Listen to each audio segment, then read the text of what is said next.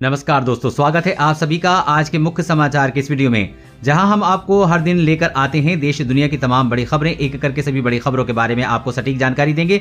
बस आप इस वीडियो के साथ अंत तक बने रहें। साथ ही आपसे एक छोटी सी रिक्वेस्ट है कि मुझे इस वीडियो को बनाने में बहुत मेहनत लगती है, तो इस मेहनत के लिए वीडियो पर एक लाइक जरूर कीजिएगा। साथ ही वीडियो के नीचे दिए गए इस लाल बटन को दबाकर चैनल को सब्सक्राइब कीजिए और इस घंटी को भी दबाइए ताकि आपको दिन भर की बड़ी खबरों की जानकारी लगातार मिलती रहे। तो चलिए दोस्तों, एक एक करके सभी बड़ी खबरों के बारे में जान लेते हैं। तो दोस्तों, आज की पहली बड़ी खबर की अपडेट की बात करें तो यात्रियों को तगड़ा झटका, महंगे हुए प्लेटफॉर्म टिकट, 3 गुना अधिक हुआ दाम। जी हां, इंडियन रेलवे ने प्लेटफॉर्म टिकट के दाम बढ़ा दिए हैं। अब प्लेटफॉर्म टिकट खरीदने के लिए आपको 3 गुना अधिक पैसे खर्च करने होंगे। दरअसल साउथ ईस्टर्न रेलवे ने प्लेटफॉर्म टिकटों को 3 गुना तक महंगा करने का आदेश दिया है। आदेश के लिए एक सर्कुलर भी जारी किया गया है। ऐसा कहा जा रहा है कि कोरोना संक्रमण के दौर में स्टेशनों पर भीड़ कम करने के उद्देश्य से रेलवे ने यह फैसला लिया है। बता दें कि सभी रेलवे स्टेशन पर कल से आम लोगों की एंट्री चालू कर दी गई है। दरअसल कोरोना वायरस की वजह से अब तक आम लोगों के लिए प्लेटफॉर्म पर एंट्री बैन थी। अब तक केवल रेल टिकट खरीदने वाले यात्रियों को ही रेलवे स्टेशन पर आने दिया जा रहा था। कोरोना के चलते प्लेटफॉर्म टिकट के एनकाउंटर को बंद कर दिया गया था, लेकिन अब प्लेटफॉर्म टिकट काउंटर चालू हो गया है। हालांकि अब प्लेटफॉर्म टिकट खरीदने के लोगों को ज्यादा पैसे खर्च करना पड़ेंगे। अब आपको 50 रुपए से 100 रुपए तक अलग अलग प्लेटफॉर्म पर टिकट के दाम चुकाने पड़ सकते हैं। और अगली बड़ी खबर की बात करें तो सरकारी बैंकों का निजीकरण करेगी मोदी सरकार। देखें बैंकों की लिस्ट और जानिए आप पर क्या पड़ेगा असर। जी हां, केंद्र की मोदी सरकार धीरे धीरे बैंकिंग सेक्टर को भी निजीकरण करती जा रही है। मिली जानकारी के मुताबिक मोदी सरकार अब 4 सरकारी बैंकों का निजीकरण करने पर विचार कर रही है। बहुत जल्द इसका ऐलान किया जा सकता है। एक रिपोर्ट के अनुसार मोदी सरकार वित्त वर्ष 2021-22 में 2 सरकारी बैंकों का निजीकरण करने का फैसला ले सकती है। हालांकि अभी तक केंद्र सरकार की ओर से इसके बारे में कोई आधिकारिक बयान जारी नहीं किया हुआ है। खबर के मुताबिक bank of Maharashtra, bank of India, Indian overseas bank और सेंट्रल बैंक ऑफ इंडिया का निजीकरण किया जा सकता है। मोदी सरकार बैंकों के निजीकरण करने की शुरुआत छोटे बैंकों से कर सकती है ताकि बैंकों के निजीकरण से होने वाली परेशानियों का पता चल सके। बता दें कि बैंकों के निजीकरण होने से आम लोगों पर इसका कोई असर नहीं होगा, लेकिन बैंक यूनियन लोगों को नौकरियां जाने का खतरा बताकर इस निजीकरण का विरोध कर रही है तथा बैंकों के निजीकरण को गलत बता रहे हैं। वैसे दोस्तों, आपकी क्या राय है? बैंकों का निजीकरण मोदी सरकार को करना चाहिए या नहीं? नीचे कमेंट करके जरूर बताइएगा। और अगली बड़ी खबर की बात करें तो देसी ड्रोन रुस्तम 2 को किया गया अपग्रेड। आसमान से ही दुश्मन देशों पर बरपाएगा कहर। जी हां, पिछले लंबे समय से चीन और पाकिस्तान के साथ भारत के रिश्ते काफी तनावपूर्ण रहे हैं। सेना लगातार मिसाइलों, हथियारों को और ताकतवर बना रही है, जिससे किसी भी समय जरूरत लगने पर दुश्मन देशों के छक्के छुड़ाए जा सके। अब डीआरडीओ द्वारा बनाए गए देसी ड्रोन रुस्तम 2 की तकनीक को भी अपग्रेड कर दिया गया है। इसके बाद ड्रोन पहले की तुलना में और अधिक मारक हो गया है। अगले कुछ महीने में इसकी कर्नाटक के चित्रदुर्ग में टेस्टिंग होने जा रही, जिसके बाद यहां एक नया रिकॉर्ड कायम करेगा। इस मामले में वाकिफ सूत्रों ने बताया है कि डीआरडीओ रुस्तम 2 को 27,000 फीट की ऊंचाई पर उड़ाने जा रहा है, जो कि 18 घंटे तक उड़ेगा। डीआरडीओ ने इस ड्रोन को सटीक निशाना बनाने और दुश्मन के ठिकानों को भेदने के लिए बनाया है। रणनीतिक टोही और निगरानी कामों के लिए डिजाइन किए गए रुस्तम को लेकर सरकार के एक वरिष्ठ अधिकारी ने कहा है कि आत्मनिर्भर भारत की और बहुत बड़ा कदम है। आत्मनिर्भर भारत के तहत ही प्रधानमंत्री मोदी के नेतृत्व वाली सुरक्षा मामलों की कैबिनेट कमेटी ने 83 हल्के लड़ाकू विमान MK-1A को सेना को देने के लिए HAL को 48,000 करोड़ रुपए के कॉन्ट्रैक्ट को मंजूरी दी थी। और अगली बड़ी खबर की बात करें, अगर आप भी खड़े होकर खाते हैं खाना तो हो जाइए सावधान, सेहत के लिए है खतरनाक। जी हां, अगर आप भी खाना खाने से हड़बड़ी करते हैं या जल्दी जल्दी खाने को चक्कर में खड़े खड़े खाना खाते हैं तो ये आदत आपको परेशानी में डाल सकती है। एक सर्वे में इस बात का खुलासा हुआ है कि खड़े खड़े खाना आपकी सेहत के लिए नुकसानदायक साबित हो सकता है।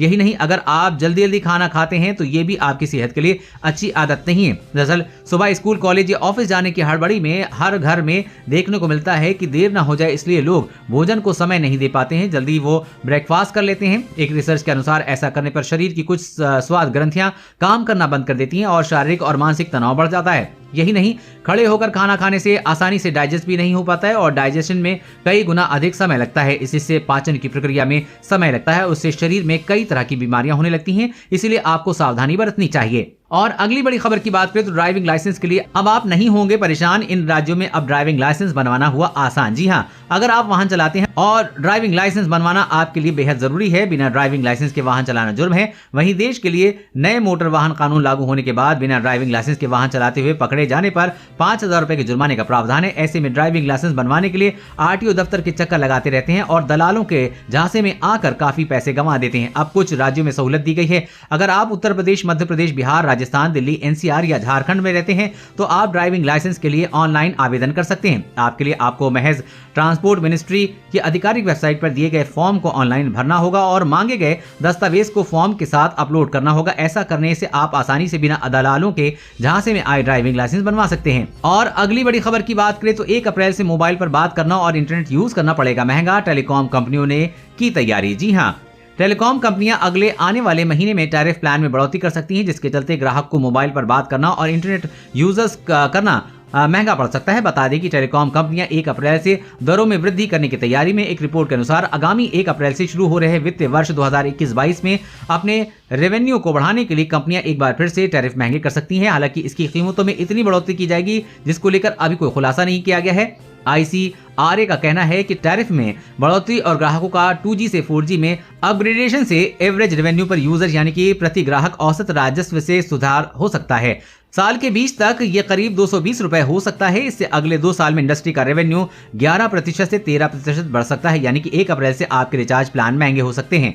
और अगली बड़ी खबर की बात करें तो भारत चीन स्टैंड ऑफ की जगह से पीछे हटे। ड्रैगन ने 80 किलोमीटर दूर मिलिट्री बेस पर तैनात किए टैंक। जी हां, पूर्वी लद्दाख में भारत और चीन के बीच डिसएंगेजमेंट की प्रक्रिया शुरू होने से 5 दिन पूरे हो गए हैं। अब नई डेवलपमेंट सामने आई है। दोनों ने अपने हैवी व्हीकल्स और टैंकों को पीछे करने की प्रक्रिया शुरू कर ली है। भारत ने अपने टैंकों को स्टैंड ऑफ की जगह से 20 से 25 किलोमीटर दूर चुशूल में टैंक बेस में तैनात किया है। वहीं चीन ने सभी टैंक्स को 80 से 90 किलोमीटर दूर रतोंग मिलिट्री बेस पर तैनात किया है। जानकारी के अनुसार जवानों को कम करने के साथ कई इंफ्रास्ट्रक्चर को हटा दिया गया है। इसके साथ ही 5 से 6 इंफ्रास्ट्रक्चर को पूरी तरह से तोड़ दिया गया है। भारत इन सभी गतिविधियों पर नजर रखे हुए है। इसके लिए सैटेलाइट और हाई रेजोल्यूशन सर्विलांस ड्रोन का भी इस्तेमाल किया जा रहा है। ये सारी प्रक्रिया अगले हफ्ते तक पूरी होने की उम्मीद है। भारत ने इस पूरे डिसएंगेजमेंट में सारी बातें चीन से मनवा ली हैं जो भारत चाहता था, यानी कि फिंगर 4 पूरा खाली करना होगा, चीन के सभी टैंकों को पीछे करवाना और सबसे महत्वपूर्ण चीन के सारे इंफ्रास्ट्रक्चर को पूरी तरह से हटवाना। यानी हम कह सकते हैं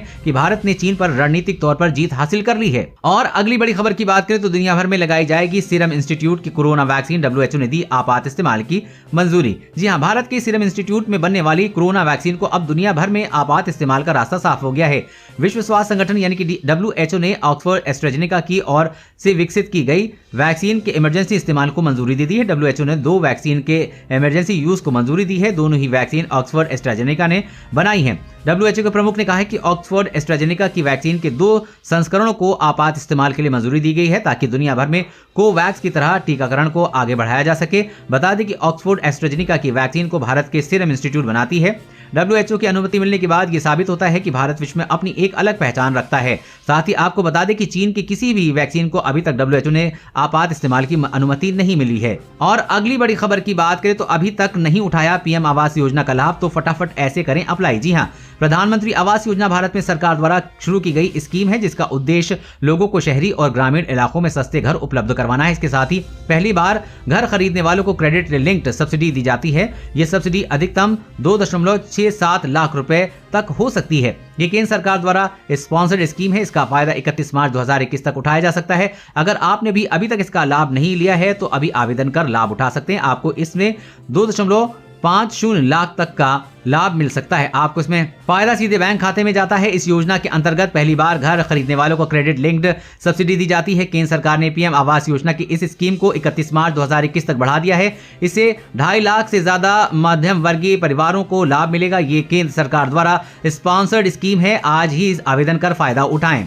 और अगली बड़ी खबर की बात करें तो जुर्माना, सोशल डिस्टेंसिंग, मास्क। महाराष्ट्र में कोरोना से निपटने के लिए होगी फिर से सख्ती। जी हां, महाराष्ट्र में लगातार बढ़ रहे कोरोना वायरस के मामलों को देखते हुए राज्य सरकार ने तय किया है कि फिलहाल महाराष्ट्र में लॉकडाउन नहीं लगाया जाएगा। हालांकि संक्रमण के प्रसार को रोकने के लिए नए प्रबंध लगाए जाएंगे। राज्य सरकार ने तेजी से बढ़ रहे कोरोना मामलों को लेकर समीक्षा बैठक की है। स्वास्थ्य मंत्री राजेश टोपे ने कहा है कि फिलहाल स्थिति पूर्ण लॉकडाउन लगने की नहीं है। हालांकि सरकार ने ऐसे जिलों की पहचान की है जहां ज्यादा ध्यान दिए जाने की जरूरत है। साथ ही मुख्यमंत्री ने कहा है कि नागरिकों को फैसला करना है कि क्या वो संक्रमण पर नियंत्रण के लिए फिर से लॉकडाउन का सामना करना चाहते हैं। उन्होंने कहा कि राज्य के लोगों को इसका फैसला करना है कि वो लॉकडाउन चाहते हैं या फिर पाबंदी के साथ मुक्त तरीके से रहना चाहते हैं। मास्क पहने और भीड़भाड़ से बचें, अन्यथा फिर से लॉकडाउन का सामना करना पड़ेगा। मास्क न पहनने और कोविड प्रोटोकॉल का पालन न करने वालों के खिलाफ दंडात्मक कार्रवाई की जाएगी और उल्लंघन करने वालों पर जुर्माना लगाया जाएगा। और अगली बड़ी खबर की बात करें तो चेक भरने से एक गलती आपको हो सकती है बड़ा नुकसान, बैंक बैलेंस हो सकता है 0। जी हां, बैंक समय समय पर फ्रॉड पर लगाम लगाने के लिए दिशा निर्देश जारी करते रहते हैं, तब भी जालसाज बैंक खाताधारकों से धोखाधड़ी कर लेते हैं। जालसाज चेक के जरिए भी लोगों को चूना लगाने लगे, इसलिए अपनी बैंक चेकबुक की सुविधा का ध्यान रखना बेहद जरूरी हो गया है। भारतीय रिजर्व बैंक यानी कि आरबीआई ने चेक फ्रॉड को रोकने के लिए पॉजिटिव पे सिस्टम की शुरुआत की है। बैंक ने खाताधारकों से चेक के जरिए पेमेंट करने के लिए चेक भरते समय कुछ बातों का ध्यान रखने को कहा है। उसमें परमानेंट पैन के इस्तेमाल से लेकर पुराने चेक नष्ट तक की सलाह दी गई है। आप सिर्फ परमानेंट इंक से ही चेक करें। चेक ड्रॉप करने से पहले ड्रॉप बॉक्स को चेक करें। चेक पर ओवरलैपिंग हैंडराइटिंग का उपयोग न करें। इस्तेमाल नहीं किए गए पुराने चेक को नष्ट करें।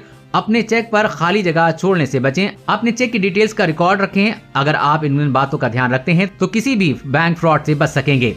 दोस्तों, आज की खबरों में बस इतना ही। इसी तरह हर रोज काम की खबरें जानने के लिए आप हमेशा हमारे साथ जुड़े रहें। हमारे साथ जुड़ने के लिए वीडियो